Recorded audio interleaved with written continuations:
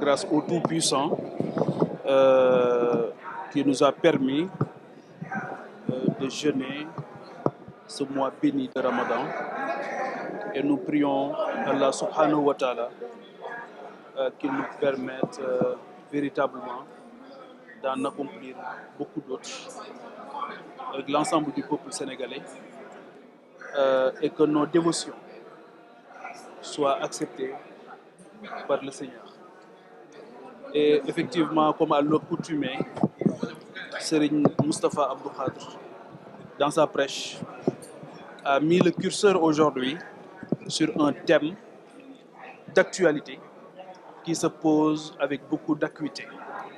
C'est la question liée à la conscience, la question liée à l'éthique de responsabilité qui doit véritablement guider nos actions au quotidien.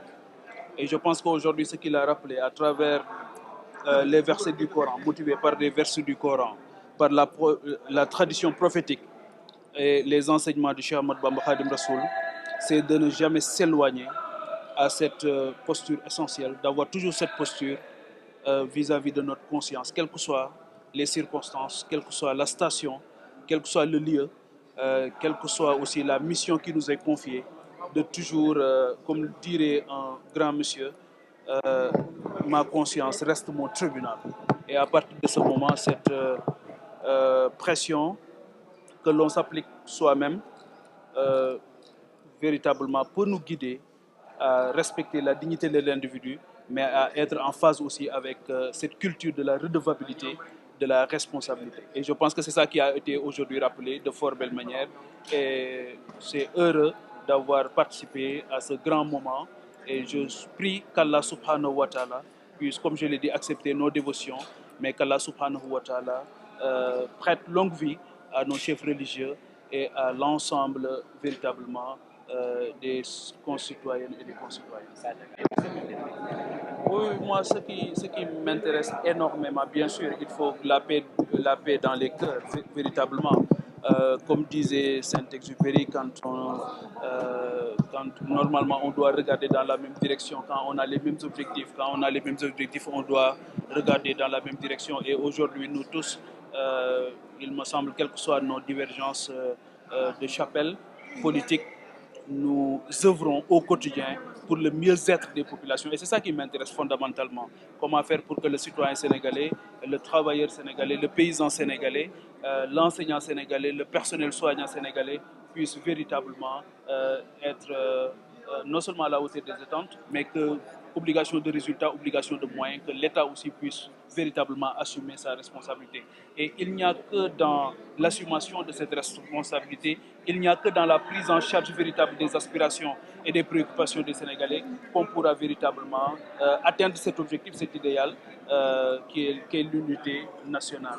Donc, et je suis presque certain que les Sénégalais n'ont pas véritablement ce problème d'unité. Les Sénégalais ont réglé ce problème du vivre ensemble fondamentalement depuis longtemps à travers des leviers sociaux que nous avons trouvés ici et que nous devons à nos pères fondateurs.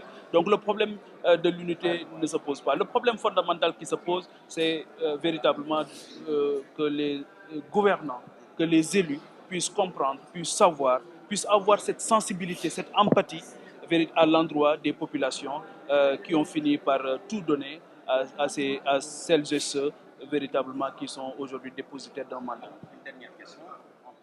On va prendre date en toute responsabilité en tant que député de cette législature et en tant que j'ai eu aussi la chance et l'honneur d'avoir été des 18 candidats de la présidentielle de mars 2024. Et véritablement aujourd'hui ancien candidat à la présidentielle, aujourd'hui député de cette 15e législature. On prend date et on ne manquera pas d'avoir un moment pour revenir sur les 2 années de la gouvernance Sonko Diomaye que nous apprécierons véritablement sans gants, sans complaisance, au service bien sûr du peuple sénégalais et du mandat qui nous a été confié par le peuple sénégalais. Mais d'emblée, je peux dire en résumé que franchement, ce gouvernement, je l'ai dit à l'Assemblée nationale, a atteint son seuil de compétence depuis longtemps. Moi, je pense fondamentalement que quelle que soit leur détermination, ils auraient dû partir depuis longtemps. Comme je l'ai dit, ils ont atteint leur seuil de compétence. Ils n'arrivent pas à atteindre les objectifs qui leur sont assignés. Aujourd'hui, dans tous les secteurs de la vie économique et sociale, tous les secteurs de la vie économique et sociale sont en ébullition.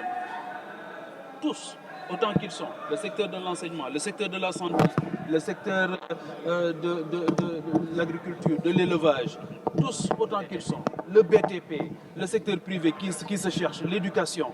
Je pense qu'aujourd'hui, ce gouvernement s'interroge, il se pose des questions, il a du mal à atteindre les objectifs et comme je l'ai dit, véritablement, il est temps de changer de cap, de changer de direction et de taire leur querelle intestine et de prendre en charge véritablement les préoccupations et les aspirations des Sénégalais qui ont beaucoup attendu et qui ont, comme je l'ai dit, qui ont tout donné à ce gouvernement. Déjà le 24 mars 2024, ils passent au premier tour. Au mois de novembre de la même année, on leur donne une majorité écrasante, entre guillemets, au figuré comme au propre d'ailleurs, parce que vous regardez tout ce qui se passe à l'Assemblée nationale. Et je pense que cette majorité parlementaire doit servir à quelque chose. Et cette majorité parlementaire aujourd'hui n'arrive ni à régler le problème de l'éducation, ni de la santé, ni du secteur primaire. Vous avez vu la campagne agricole catastrophique que nous avons vécue cette année. N'en parlons pas en ce qui concerne l'élevage et tous les autres corps sociaux. Je pense qu'il y a encore du chemin à faire et je leur demande de retrousser les manches, de se battre pour le peuple sénégalais qui est très stoïque, qui a beaucoup attendu, qui est très courageux, mais malheureusement qui a en face de lui un gouvernement qui manque de volonté et surtout comme passez-moi l'expression, le poisson pourri par la tête. Il me semble qu'aujourd'hui, ceux qui dirigent le gouvernement, ceux qui dirigent le pays ont un problème d'ambition, de direction et de volonté manifeste pour prendre en charge les préoccupations des Sénégalais. Et je ne vais pas prendre loin, je prends tout simplement le secteur de la presse. Il me semble que ces 2 années, vous êtes les mieux placés pour apprécier les 2 années de mandat du fameux duo. Aujourd'hui, on a entendu.